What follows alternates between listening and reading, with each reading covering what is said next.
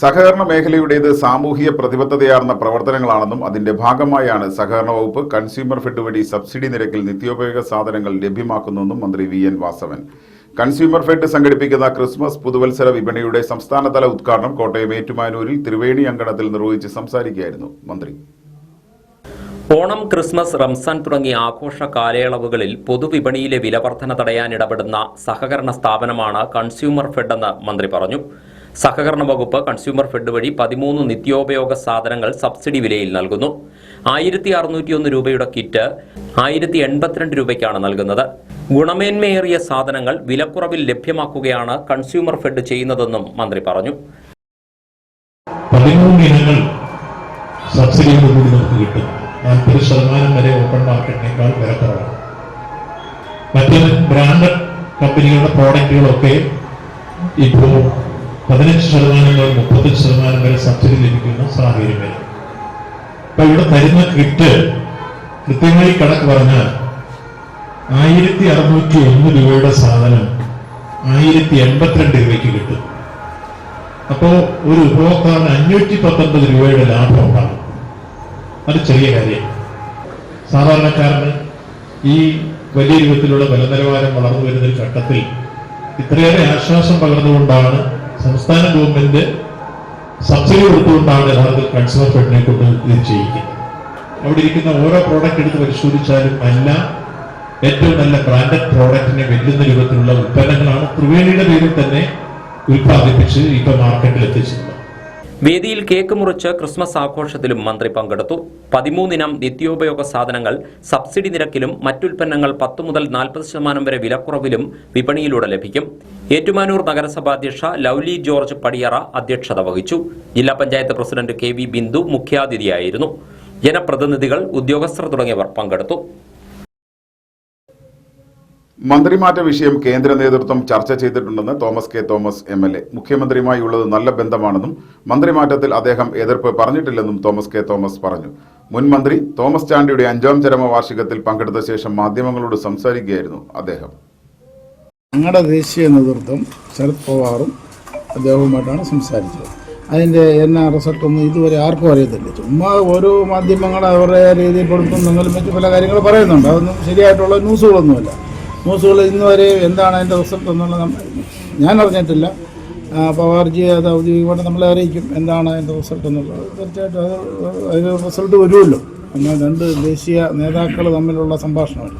തീർച്ചയായിട്ടും അതിൻ്റെ റിസൾട്ട് പറയും. Thomas K. തോമസിനെ മന്ത്രിയാക്കുന്നതിനോട് മുഖ്യമന്ത്രിക്ക് താല്പര്യമില്ല, അങ്ങനെ എന്തെങ്കിലും സംഭവങ്ങളുണ്ടോ? എൻ്റെ അറിവില്ല. അങ്ങനെ ഞാൻ പറഞ്ഞല്ലോ നിങ്ങളോട്. പിന്നെ വീട്ടിൽ ചെന്നാലും ഗ്ലൂക്കോസിൽ ചെന്നാലും എവിടെ ചെന്നാലും അദ്ദേഹത്തെ കാണാനും സംസാരിക്കാനും എല്ലാ കാര്യങ്ങളിലും ഇടപെടാനുമായിട്ടുള്ള അവകാശവും അധികാരവുമുണ്ട് എന്ന് തന്നെയാണ് ശരിയായിട്ടുള്ളത്. നല്ല ബന്ധമുണ്ട് എനിക്ക് മുഖ്യമന്ത്രിയായിട്ട്. അതുകൊണ്ട് ആ പറയുന്നതിനകത്തൊന്നും വലിയ കാര്യമായിട്ട് കാണുന്നില്ല. പിന്നെ എന്താണ് റീസൺ ഈ പറയുന്ന കണക്ക് പല ആൾക്കാരും പലതും ചെന്ന് പറഞ്ഞു കൊടുക്കുന്നത് എന്നാണെന്ന് അറിയത്തില്ല. ഇപ്പം തന്നെ ഒരു 100 കോടിയുടെ പിന്നെ കോഴയെന്ന് നിങ്ങൾ പറയും. അങ്ങനെ ഞാൻ കാശ് കൊടുത്ത് മേടിക്കുമ്പോൾ അങ്ങനെ കോഴയാകും, പൈസ കൊടുത്ത് മേടിക്കും. അപ്പം ഇങ്ങനെയുള്ള ആരോപണങ്ങളൊക്കെ വന്നു കഴിഞ്ഞ് കഴിഞ്ഞാൽ ഈ വന്ന ആൾ ഇന്ന് വരെയും ഞാൻ കഴിഞ്ഞ പ്രാവശ്യം ചാനൽ ചോദിച്ചു, ആന്റണി രാജു എന്ന് പറയുന്ന വ്യക്തി എവിടെങ്കിലും പറഞ്ഞിട്ടുണ്ടോ 50 കോടി എനിക്ക് തരാം എന്ന് തോമസ് കെ. തോമസ് പറഞ്ഞിട്ട്? അദ്ദേഹം പറഞ്ഞിട്ടില്ല. ഭീകരവാദികളെ പിന്തുണയ്ക്കാൻ കേരളത്തിൽ LDF-ഉം UDF-ഉം മത്സരിക്കുകയാണെന്ന് മുൻ മന്ത്രി വി. മുരളീധരൻ. മുഖ്യമന്ത്രിയുടെ മകൾക്ക് പണം കൊടുത്ത അതേ കമ്പനി ഭീകരവാദത്തിന് ഫണ്ട് ചെയ്തിട്ടുണ്ടെന്ന സംശയം ഗൗരവതരമാണ്. മകൾക്കും ഭീകരവാദികൾക്കും ഒരേ കമ്പനി പണം നൽകുന്ന എന്തിനെന്ന് പിണറായി വിജയൻ കേരളത്തോട് വിശദീകരിക്കണമെന്നും മുരളീധരൻ ആവശ്യപ്പെട്ടു. MEG7 എന്ന കൂട്ടായ്മയെ LDF-ഉം UDF-ഉം പ്രോത്സാഹിപ്പിക്കുകയാണെന്ന് മുരളീധരൻ ആരോപിച്ചു. കൂട്ടായ്മയ്ക്ക് പിന്നിൽ പോപ്പുലർ ഫ്രണ്ടും ജമാഅത്തെ ഇസ്ലാമിയുമാണെന്ന ആരോപണമുന്നയിച്ച കോഴിക്കോട് CPM ജില്ലാ സെക്രട്ടറിയെ കൊണ്ട് പാർട്ടി പ്രസ്താവന തിരുത്തിച്ചു. യൂത്ത് കോൺഗ്രസ് MEG7ന്റെ ഭാഗമായി പ്രവർത്തിക്കുകയാണെന്നും അദ്ദേഹം കുറ്റപ്പെടുത്തി. രഞ്ജിത് ശ്രീനിവാസൻ ബലിദാന ദിനത്തോടനുബന്ധിച്ച് ആലപ്പുഴയിൽ നടന്ന ജനജാഗ്രതാ സദസ്സ് ഉദ്ഘാടനം ചെയ്യുകയായിരുന്നു വി. മുരളീധരൻ. ഇങ്ങനെ മത്സരിച്ച് ഭീകരവാദികളെ പിന്തുണയ്ക്കുന്ന കേരളത്തിലെ രാഷ്ട്രീയ സാഹചര്യം, ആ രാഷ്ട്രീയ സാഹചര്യമാണ് ഇവർക്ക് സംരക്ഷണം ഒരുക്കുന്നത്.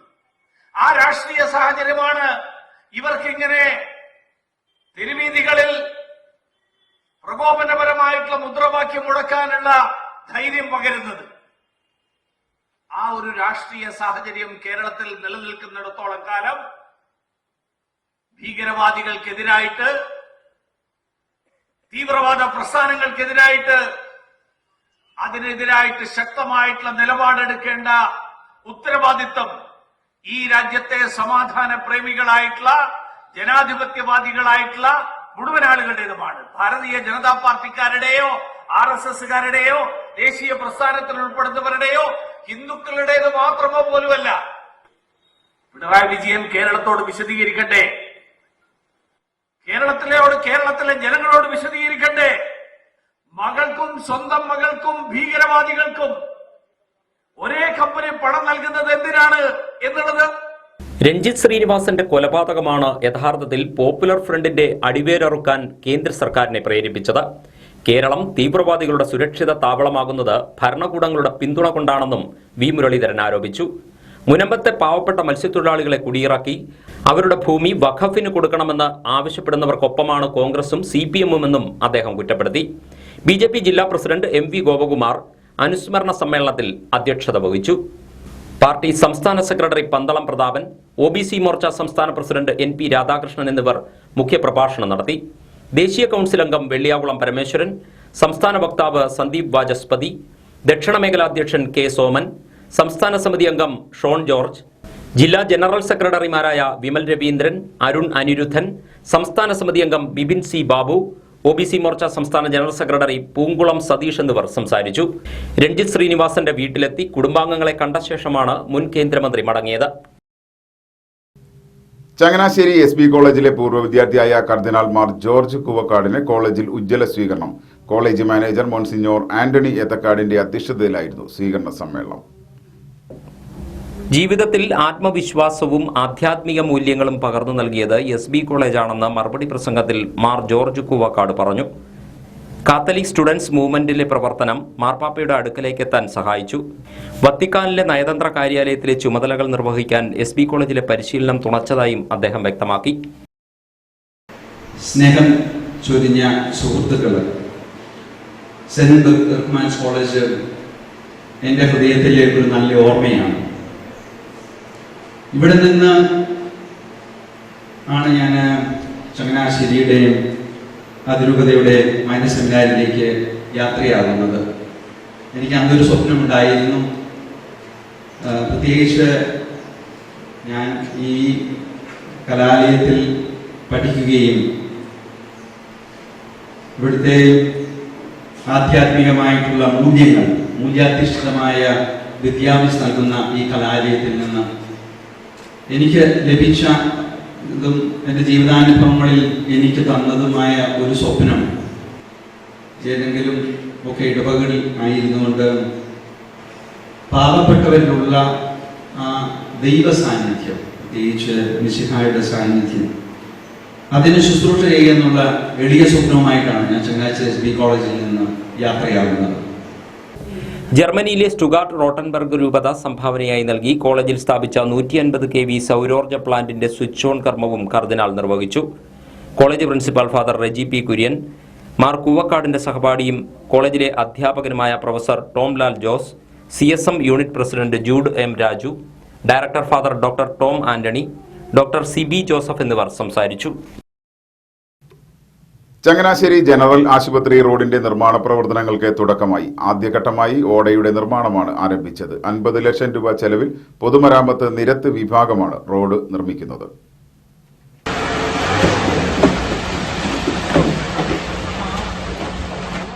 ജനറൽ ആശുപത്രിക്ക് മുൻപിൽ നിന്നും റോഡരികിലൂടെ MC റോഡ് ഭാഗത്തേക്കാണ് ഓട നിർമ്മിക്കുന്നത്.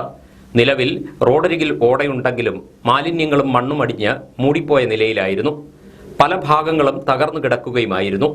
മുമ്പുണ്ടായിരുന്നതിനേക്കാളും നീളവും വീതിയും കൂട്ടിയാണ് ഓടയുടെ നിർമ്മാണം. ആശുപത്രി റോഡിലെ ഓട്ടോ സ്റ്റാൻഡ് ഭാഗത്ത് റോഡിനടിയിലൂടെ കടന്നുപോകുന്ന കലുങ്കിലേക്ക് ഈ ഓടയെ ബന്ധിപ്പിക്കും. ഇവിടുത്തെ റോഡിനടിയിലെ കലുങ്കും രണ്ടാം ഘട്ടമായി പുനർനിർമ്മിക്കും. മാലിന്യങ്ങൾ നിറഞ്ഞ് ഇവിടെയും ഒഴുക്ക് തടസ്സപ്പെട്ടതായി അധികൃതർ കണ്ടെത്തിയിരുന്നു. മലിനജലവും മഴവെള്ളവും ഓടയിലൂടെ കടന്ന് MC റോഡുമായി ബന്ധിപ്പിച്ചിരിക്കുന്ന അഴുക്കുചാലിലേക്കാണ് ഒഴുകിച്ചെല്ലുക. ഇതിനുശേഷം മൂന്നാം ഘട്ടമായി 5 മീറ്റർ വീതിയിൽ BM&BC ഉന്നത നിലവാരത്തിൽ റോഡിന്റെ നിർമ്മാണം പൂർത്തിയാക്കും. 2 മീറ്റർ വീതിയിൽ നിർമ്മിക്കുന്ന ഓട നടപ്പാതയായി മാറ്റിയെടുക്കുമെന്നും അധികൃതർ പറഞ്ഞു. ജോബ് മൈക്കിൾ MLAയുടെ ഇടപെടലിലൂടെ ബജറ്റിൽ നിന്നും 50 ലക്ഷം രൂപയാണ് റോഡിന്റെ നിർമ്മാണത്തിനായി വകയിരുത്തിയത്. പൊതുമരാമത്ത് നിരത്ത് വിഭാഗത്തിനാണ് നിർമ്മാണ ചുമതല.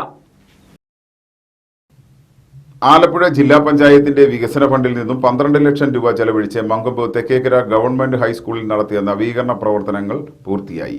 ജില്ലാ പഞ്ചായത്ത് വികസനകാര്യ സ്റ്റാൻഡിംഗ് കമ്മിറ്റി സ്ഥിരം സമിതി അധ്യക്ഷ ബിനു ഐസക് രാജു ഉദ്ഘാടന കർമ്മം നിർവഹിച്ചു. ടെൻഡർ ഒന്നാമത്തേത് കഴിഞ്ഞു. ആരും ഒന്നാമത്തേന് പ്രതികരിച്ചിട്ടില്ല എന്ന് തോന്നുന്നത്. രണ്ടാമത്തെ ടെൻഡർ ഞാൻ മിസ്സസിനെ അതോടൊപ്പം തന്നെ പ്രിയപ്പെട്ട വൈസ് പ്രസിഡന്റ് ഇങ്ങനെ അറിയിക്കുന്നതായിരിക്കും. നിങ്ങളുടെ എല്ലാവരുടെയും നല്ലൊരു സഹകരണം ഉണ്ടാകണം. എത്രയും വേഗം നല്ലൊരു കളിസ്ഥലം കൂടെ നമുക്ക് ഉദ്ഘാടനം ചെയ്യാൻ വേണ്ടി ആഗ്രഹിക്കുന്നുണ്ട്. അങ്ങനെ നമ്മുടെ സ്പോർട്സിന്റെ സാർ ഉൾപ്പെടെ ഇവിടെ ഉണ്ടല്ലോ. അതുകൊണ്ട് കലാ കായിക രംഗങ്ങളിലൊക്കെ നിങ്ങൾ മികവ് പുലർത്തുന്നുണ്ട്. എല്ലാ അധ്യാപകരെയും അതിനെ അഭിനന്ദിക്കുന്നു.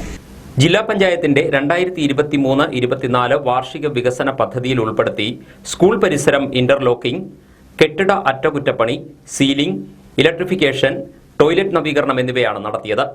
ഉദ്ഘാടന സമ്മേളനത്തിൽ ചമ്പക്കുളം ഗ്രാമപഞ്ചായത്ത് വൈസ് പ്രസിഡന്റ് അഗസ്റ്റിൻ ജോസഫ് അധ്യക്ഷത വഹിച്ചു. സ്കൂൾ പ്രധാനാധ്യാപിക S Jyothisree, senior assistant Shirley Joseph, staff secretary Simi George, അധ്യാപകർ തുടങ്ങിയവർ സംസാരിച്ചു.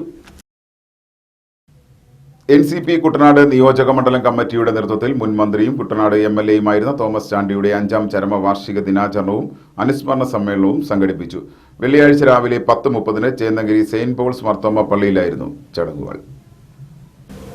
Thomas K Thomas MLA, NCP നിയോജക മണ്ഡലം പ്രസിഡന്റ് ജിജോ തോമസ് നെല്ലുവേലി, സംസ്ഥാന കമ്മിറ്റി അംഗങ്ങളായ N സന്തോഷ് കുമാർ, ജോമി ചെറിയാൻ, ജോസ് കുറിഞ്ചി, മാത്യൂസ് ജോർജ്, സുലോചന തമ്പി, ഷേർലി തോമസ്, സോബി മാത്യു, SK മോഹനകുമാർ, റോച്ചാസി മാത്യു തുടങ്ങിയവർ സംസാരിച്ചു.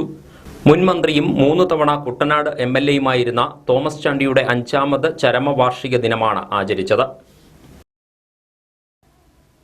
ഗതാഗത നിയമങ്ങൾ പാലിക്കാത്തവർക്കെതിരെ കർശന നടപടിയും ബോധവത്കരണവുമായി മോട്ടോർ വാഹന വകുപ്പും പോലീസും സംയുക്ത പരിശോധന തുടരുന്നു. റോഡ് അപകടങ്ങൾ വർദ്ധിച്ചു വരുന്ന സാഹചര്യത്തിൽ ഗതാഗത വകുപ്പ് മന്ത്രിയുടെ നിർദ്ദേശപ്രകാരമാണ് വാഹന പരിശോധന. MC റോഡിൽ മുളക്കുഴ ഭാഗത്ത് വ്യാഴാഴ്ച വൈകിട്ട് 3 മണി മുതൽ മോട്ടോർ വാഹന വകുപ്പും പോലീസും സംയുക്തമായി പരിശോധന നടത്തി. അശ്രദ്ധമായും നിയമലംഘനം നടത്തിയും വാഹനം ഓടിച്ചുവന്ന ആളുകൾക്ക് ബോധവൽക്കരണം നൽകി. 243 വാഹനങ്ങൾ പരിശോധിച്ചതിൽ ഗുരുതരമായ വീഴ്ചകൾ കണ്ടെത്തിയ 22 വാഹനങ്ങളിൽ നിന്നായി 1,55,750 രൂപ പിഴ ഈടാക്കുകയും ചെയ്തു. ഗതാഗത വകുപ്പ് മന്ത്രിയുടെയും ട്രാൻസ്പോർട്ട് കമ്മീഷണറുടെയും ബഹുമാനപ്പെട്ട RTO ആലപ്പുഴയുടെ നിർദ്ദേശാനുസരണം ഒരു ബോധവൽക്കരണം, ചെക്കിങ് എന്നതിലുപരി ഒരു ബോധവൽക്കരണമാണ് ഇന്ന് ഈ വൈകിട്ട് 7 മണി വരെയുള്ള സമയങ്ങളിൽ ഞങ്ങൾ പോലീസിനോടൊപ്പം സംഘടിപ്പിച്ചുകൊണ്ടിരിക്കുന്നത്. അശ്രദ്ധമായി വാഹനം ഓടിച്ചു വരുന്നത് കണ്ടാൽ അവരെ തടഞ്ഞു നിർത്തി മാന്യമായ ഭാഷയിൽ സംവേദനം നടത്തി കാര്യങ്ങൾ ഉപദേശിച്ച് ബോധ്യപ്പെടുത്തി വിടുക. അതുപോലെ തന്നെ ഇൻഡിക്കേറ്റർ ഇട്ടിട്ടും അത് യഥാസമയം ഓഫ് ചെയ്യാതെ കടന്നു പോകുന്ന പല വാഹനങ്ങളും ഇന്ന് ശ്രദ്ധയിൽപ്പെട്ടു. ഇതൊക്കെ വളരെ മാരകമായ റോഡ് അപകടങ്ങൾക്ക് ഹേതുവായിത്തീരുന്ന സംഭവങ്ങളിലൊന്നാണ്. അങ്ങനെയുള്ള കേസിലും നമ്മൾ അവരെ ബോധവൽക്കരിച്ച ഇൻഡിക്കേറ്റർ കൃത്യസമയത്ത് ഓഫ് ചെയ്യാനുള്ള നിർദ്ദേശങ്ങളും കൊടുത്തിട്ടുണ്ട്.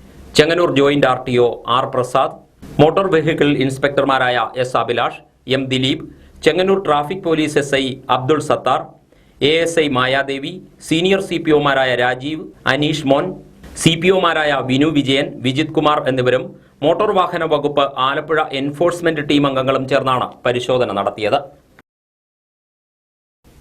കഴിഞ്ഞ ദിവസം മടവീണ എടത്തുവ കൃഷിഭവൻ പരിധിയിലെ മങ്കുഴി വടക്ക് പാടശേഖരം നെൽകർഷക സംരക്ഷണ സമിതി ഭാരവാഹികൾ സന്ദർശിച്ചു.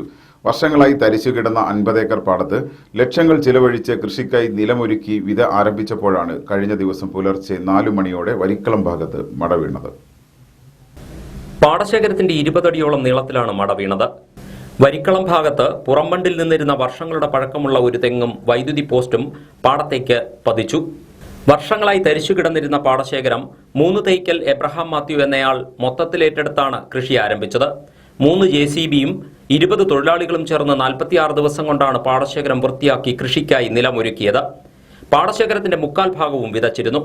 ബാക്കി കൂടി വിതയ്ക്കാനുള്ള തയ്യാറെടുപ്പ് നടക്കുന്നതിനിടയിലാണ് മടവീഴ്ചയുണ്ടായത്. മടവീണ പാടശേഖരം നെൽകർഷക സംരക്ഷണ സമിതി സംസ്ഥാന general secretary Sonichan Pulinkunnu, vice president Lalichan Pallivathukkal, Edathua മേഖലാ കോർഡിനേറ്റർ ആൻഡപ്പൻ എന്നിവർ സന്ദർശിച്ചു. അതിശക്തമായ വേലിയേറ്റമാണ് ഇപ്പോൾ കുട്ടനാട്ടിൽ തുടർച്ചയായി മടവീഴ്ചയ്ക്ക് കാരണമാവുന്നതെന്ന് നേതാക്കൾ ചൂണ്ടിക്കാട്ടി. ഡിസംബർ മാസം 15-ാം തീയതി അടയ്ക്കേണ്ടിയിരുന്ന ബണ്ടാണ്. ആ ബണ്ട് അടച്ചിരുന്നുവെങ്കിൽ ഇന്ന് ഇതുപോലൊരു ദുരന്തം ഇവിടെ ഉണ്ടാവില്ലായിരുന്നു. ഒന്ന് നമ്മൾ ആലോചിക്കണം, കർഷകൻ എന്തും വേണ്ടി കഷ്ടപ്പെട്ടാണ് കൃഷി മുന്നോട്ട് കൊണ്ടുപോകാനായിട്ട് ശ്രമിക്കുന്നത്. തരിച്ചു കിടന്ന ഒരു പാടശേഖരം ഒരു മനുഷ്യൻ അദ്ദേഹത്തിൻ്റെ കഠിനാധ്വാനം കൊണ്ട് സമ്പാദിച്ച പണം ഉപയോഗിച്ചുകൊണ്ട് ഏകദേശം 10-18 ലക്ഷം രൂപ ഇതിനോടകം ചെലവഴിച്ചു കഴിഞ്ഞു. എല്ലാം ജലരേഖയായിപ്പോയി. ഒന്നാലോചിച്ച് നോക്കൂ, ആ തണ്ണീർമുക്കം ബണ്ട് അടച്ചിരുന്നുവെങ്കിൽ ഇത്ര വലിയൊരു പ്രതിസന്ധി ഇവിടെ ഉണ്ടാവില്ലായിരുന്നു. എന്തിൻ്റെ പേരിലാണെങ്കിലും ബഹുമാനപ്പെട്ട കൃഷി വകുപ്പ് മന്ത്രി ഇനിയെങ്കിലും ഉണർന്ന് പ്രവർത്തിക്കണം. എന്തെങ്കിലും സങ്കുചിത താല്പര്യങ്ങളുണ്ടെങ്കിൽ അത് മാറ്റിവെച്ചുകൊണ്ട് കർഷക താല്പര്യത്തിന് വേണ്ടിയിട്ട് ഞങ്ങളുടെ കൃഷി വകുപ്പ് മന്ത്രി പ്രവർത്തിക്കണമെന്നാണ് ഈ ഒരു അവസരത്തിൽ അഭ്യർത്ഥിക്കാനുള്ളത്. ഒട്ടുമിക്ക മേഖലയിലും ജലനിരപ്പ് അപകട നിലയ്ക്ക് മുകളിലാണ്. ജലനിരപ്പ് ഉയർന്നതോടെ മിക്ക പാടശേഖരങ്ങളും മടവീഴ്ച ഭീഷണിയിലുമാണ്. പാടശേഖരങ്ങളുടെ പുറംബണ്ടിലും വിള്ളൽ രൂപപ്പെടുന്നുണ്ട്. കർഷകരുടെ സമയോചിതമായ ഇടപെടലിനെ തുടർന്നാണ് പല പാടശേഖരങ്ങളിലും മടവീഴ്ച ഒഴിവാകുന്നത്. ഭക്തർക്ക് ദർശന പുണ്യമായി ചക്കുളത്തക്കാവ് ശ്രീ ഭഗവതി ക്ഷേത്രത്തിൽ നാരീപൂജാ ചടങ്ങ് നടന്നു. സ്ത്രീകളെ ദേവതാസങ്കല്പമായി കരുതി ആചാരവിധി പ്രകാരം പ്രത്യേകം തയ്യാറാക്കിയ പീഠത്തിൽ ദേവിക്ക് അഭിമുഖമായി ഇരുത്തി പാദം കഴുകി പൂജിക്കുന്ന ചടങ്ങിനാണ് ചക്കുളത്തക്കാവ് ദേവീക്ഷേത്രം സാക്ഷ്യം വഹിച്ചത്. സ്ത്രീകളിൽ ദൈവാംശം കൽപ്പിക്കുന്ന ഭാരതീയ സംസ്കാരത്തിന്റെ പവിത്രമായ ആചാരം ദർശിക്കാനും പങ്കെടുക്കാനും സംസ്ഥാനത്തിന്റെ വിവിധ ഭാഗങ്ങളിൽ നിന്ന് നിരവധി സ്ത്രീഭക്തർ ക്ഷേത്രത്തിൽ എത്തിച്ചേർന്നു. പുലർച്ചെ നടന്ന വിശേഷാൽ പൂജകൾക്ക് ശേഷം നാരീപൂജാ ചടങ്ങിന് മുന്നോടിയായി ക്ഷേത്ര കാര്യദർശി മണിക്കുട്ടൻ നമ്പൂതിരിയുടെ അധ്യക്ഷതയിൽ സാംസ്കാരിക സമ്മേളനം നടന്നു. രാവിലെ 9:30 പ്രസിദ്ധമായ നാരീപൂജാ ചടങ്ങ് ആരംഭിച്ചു. വ്യവസായിയും സാമൂഹിക പ്രവർത്തകയുമായ റാണി മോഹൻദാസിന്റെ പാദം കഴുകി പൂജിച്ചാണ് ക്ഷേത്ര മുഖ്യ കാര്യദർശി സദ്ഗുരു രാധാകൃഷ്ണൻ നമ്പൂതിരി നാരീപൂജ ഉദ്ഘാടനം ചെയ്തത്.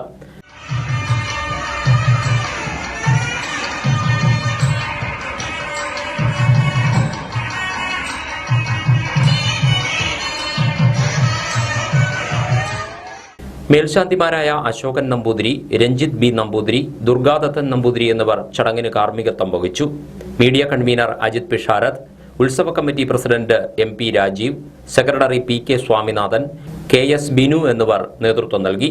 ഡിസംബർ 26 രാവിലെ 9 കലശാഭിഷേകവും ഉച്ചകഴിഞ്ഞ് 3 കാവുംഭാഗം തിരു ഏറാങ്കാവ് ക്ഷേത്രത്തിൽ നിന്ന് തിരുവാഭരണ ഘോഷയാത്രയും നടക്കും. സമാപന ദിവസമായ 27 കാവടി കരകാട്ടവും ചക്കരക്കുളത്തിൽ ആറാട്ടും തൃക്കൊടിയിറക്കവും തുടർന്ന് മഞ്ഞ നീരാട്ടും നടക്കും.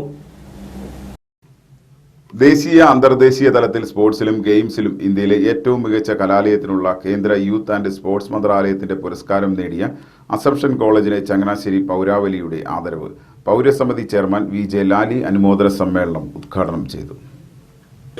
ചങ്ങനാശ്ശേരി അസംഷൻ കോളേജിനെ സംബന്ധിച്ചിടത്തോളമല്ല, കേരളത്തെ സംബന്ധിച്ചിടത്തോളം ഇത് വലിയ ഒരു മുഹൂർത്തമാണ്. കാരണം ദേശീയ തലത്തിൽ ഒട്ടേറെ അവാർഡുകളുടെയും ഒട്ടേറെ നേട്ടങ്ങളുടെയും പട്ടികയാണ് അസംഷൻ കോളേജിൽ പറയാനുള്ളത് എങ്കിലും ഇപ്പോൾ ലഭ്യമായിരിക്കുന്നത് കേരളത്തെ സംബന്ധിച്ചിടത്തോളം അഭിമാനാർഹമായ കാര്യമാണ്. അസംഷൻ കോളേജിനെ എനിക്ക് തോന്നുന്നു കേരള ഗവൺമെൻറ് പോലും ഈ കാര്യത്തിൽ പ്രത്യേകമായി അഭിനന്ദിക്കേണ്ടതായിട്ടുണ്ട് എന്നാണ് എൻ്റെ അഭിപ്രായം. ദേശീയ തലത്തിൽ സ്പോർട്സ് ആൻഡ് ഗെയിംസ് രംഗത്ത് ശ്രദ്ധേയമായ സമ്മാനങ്ങൾ ചങ്ങനാശ്ശേരി അസംഷൻ കോളേജ് നേടിയിട്ടുണ്ട്. അസംഷന്റെ താരങ്ങളായ അനു മരിയ PS, വീണ K ആര്യ, വൈഷ്ണവി എന്നിവർ കഴിഞ്ഞ വർഷം അന്തർദേശീയ പുരസ്കാരങ്ങൾ നേടിയിരുന്നു. കഴിഞ്ഞ 25 വർഷമായി കായിക രംഗത്ത് നൽകിയ സമഗ്ര സംഭാവനകൾക്കാണ് കേന്ദ്ര സർക്കാർ ഇപ്പോൾ പുരസ്കാരം നൽകിയത്. അനുമോദന സമ്മേളനത്തിൽ മുനിസിപ്പൽ കൗൺസിലർ ബീന ജിജൻ അധ്യക്ഷയായി. Principal father Thomas Parathara, physical education മേധാവി സുജ മേരി ജോർജ്, അവാർഡ് ജേതാക്കളായ കായിക താരങ്ങൾ എന്നിവരെ ചടങ്ങിൽ ആദരിച്ചു. സമ്മേളനത്തിൽ നഗരസഭ ആരോഗ്യ standing committee chairperson Elsamma Job, പിതൃവേദി അതിരൂപത general secretary Joshy Kollapuram, mother Teresa foundation chairman Lali Elappunkal, കത്തോലിക്ക കോൺഗ്രസ് അതിരൂപത സെക്രട്ടറി സൈബി അക്കര, ചങ്ങനാശ്ശേരി പൗരാവലി ഭാരവാഹികൾ തുടങ്ങിയവർ പങ്കെടുത്തു. രാമഗിരി സൗഹൃദയ സ്പെഷ്യൽ സ്കൂൾ സംഘടിപ്പിച്ച ക്രിസ്മസ് ആഘോഷം വർണ്ണാഭമായി. ജിംഗിൾ ബെൽസ് 2K24 എന്ന പേരിലായിരുന്നു പരിപാടി.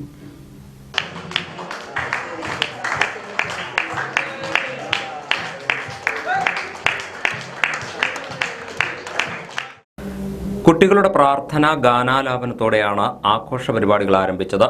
തുടർന്ന് ചേന്നങ്കേരി പള്ളി വികാരി ഫാദർ ജോസഫ് വാണിയപ്പുരയ്ക്കൽ ക്രിസ്മസ് സന്ദേശം നൽകി. ഈ ആഘോഷത്തിൽ നിന്നെല്ലാം നമുക്ക് ലഭിക്കുന്ന ചില ചിന്തകൾ നിങ്ങളുമായിട്ട് ഞാൻ പങ്കുവയ്ക്കുന്നു. ദൈവം മനുഷ്യനായി അവതരിച്ചതിൻ്റെ ഓർമ്മയാണ് ഈശോയുടെ പിറവി തിരുനാൾ അല്ലെങ്കിൽ ക്രിസ്മസ്. ദൈവം എന്തിനാണ് മനുഷ്യനായിട്ട് അവതരിച്ചത്? ദൈവം മനുഷ്യനായിട്ട് അവതരിച്ചത് നമ്മളെ രക്ഷിക്കാൻ വേണ്ടിയിട്ടാണ്. എന്തിനാണ് ദൈവം നമ്മളെ രക്ഷിക്കാനായിട്ട് മനുഷ്യനായിട്ട് അവതരിച്ചത്? ദൈവം നമ്മോട് അത്ര അധികം സ്നേഹിക്കുന്നു. തിരുവചനത്തിൽ നമ്മൾ കാണുന്നുണ്ട്, തൻ്റെ ഏകജാതനെ നൽകാൻ തക്കവിധം ദൈവം ലോകത്തെ അത്രമാത്രം സ്നേഹിച്ചുവെന്ന്. ദൈവത്തിൻ്റെ സ്നേഹമാണ് പുത്രനായ ഈശോ. ദൈവം നമുക്ക് നൽകിയ സമ്മാനമാണ് പുത്രനായ ഈശോ. ഈ പുത്രനായ ഈശോ നമുക്ക് തരുന്നത് സ്നേഹം, സന്തോഷം, സമാധാനം ഇവയെല്ലാമാണ്. പ്രിൻസിപ്പൽ സിസ്റ്റർ ലിറ്റി മരിയ സ്വാഗതവും PTA പ്രസിഡന്റ് രൂപേഷ് കുമാർ നന്ദിയും പറഞ്ഞു. കുട്ടികളുടെ വിവിധ കലാപരിപാടികളും അരങ്ങേറി.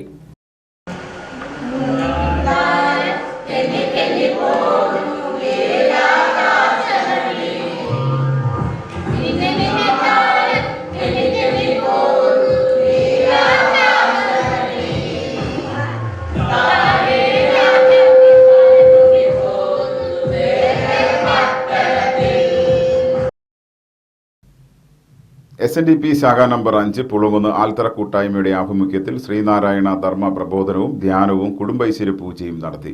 Changanassery SNDP union president Girish Konatt ഉദ്ഘാടനവും ഭദ്രദീപ പ്രകാശനവും നിർവഹിച്ചു.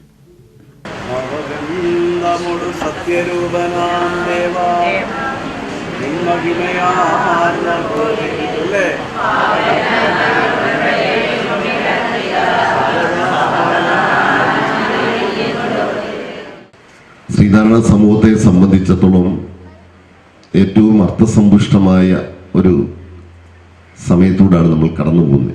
92ാമത് ശിവഗിരി തീർത്ഥാടനത്തിനുള്ള ഒരുക്കങ്ങളും അതിനുള്ള പദ്ധതികളും നൂറുകണക്കിന് പദയാത്രകളുമായി ബന്ധപ്പെട്ടുള്ള പ്രവർത്തനങ്ങളും നടക്കുന്ന ഏറ്റവും പുണ്യമാസമാണ് നമ്മളെ സംബന്ധിച്ചുള്ള ഡിസംബർ മാസം.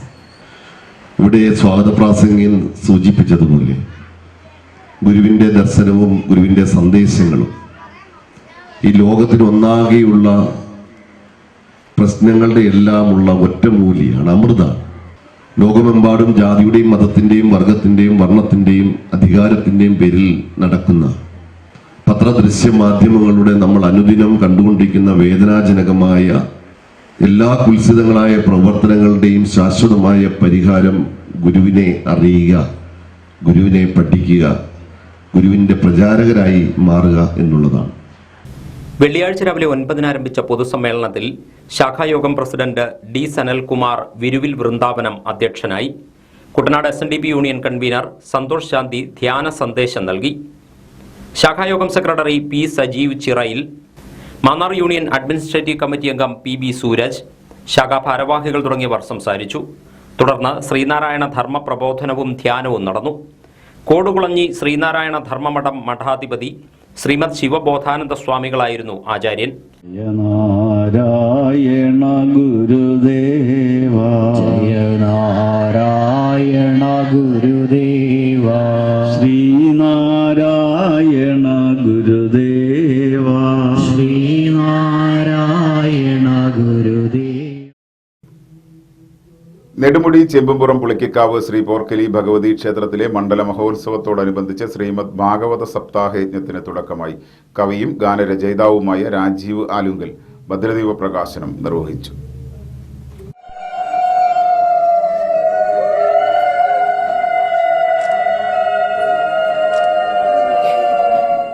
വ്യാഴാഴ്ച വൈകിട്ട് 5-ന് 12 ഭവനങ്ങളിലെ ശ്രീമദ് ഭാഗവത ഗ്രന്ഥങ്ങളുമായി വാദ്യമേളങ്ങളുടെ അകമ്പടിയോടെ ചെമ്പുംപുറം NSS കരയോഗ മന്ദിരത്തിൽ നിന്ന് ഘോഷയാത്ര പുറപ്പെട്ട് യജ്ഞശാലയിൽ എത്തിച്ചേർന്നു. തുടർന്ന് യജ്ഞമണ്ഡപത്തിൽ ഭാഗവത കുടുംബ സംഗമം നടന്നു. രാജീവ് ആലുങ്കൽ മുഖ്യപ്രഭാഷണം നടത്തി. ശ്രീകൃഷ്ണന്റെ കഥ കേൾക്കുമ്പോൾ നമ്മൾ എപ്പോഴും വിചാരിക്കേണ്ടത് നമ്മളെക്കാൾ ഭാഗ്യം കുറഞ്ഞ ഒരാളാണ് അദ്ദേഹം ഈ അവതാരത്തിൽ. അമ്മയുടെ മുല കുടിക്കാൻ ഭാഗ്യമില്ലാതെ പോയാൽ, ജനിച്ച നാട്ടിൽ ജീവിക്കാൻ ഭാഗ്യമില്ലാതെ പോയാൽ, അങ്ങനെയാണ് അത് കാണേണ്ടത്. അല്ലാതെ അനായാസേന മരണം എന്ന് പറയും സാധാരണ. പക്ഷെ ഒരാൾക്ക് സംഭവിക്കുന്ന ഒരു മരണത്തിന്റെ അവസ്ഥ പോലും അദ്ദേഹത്തിന് ഇല്ല.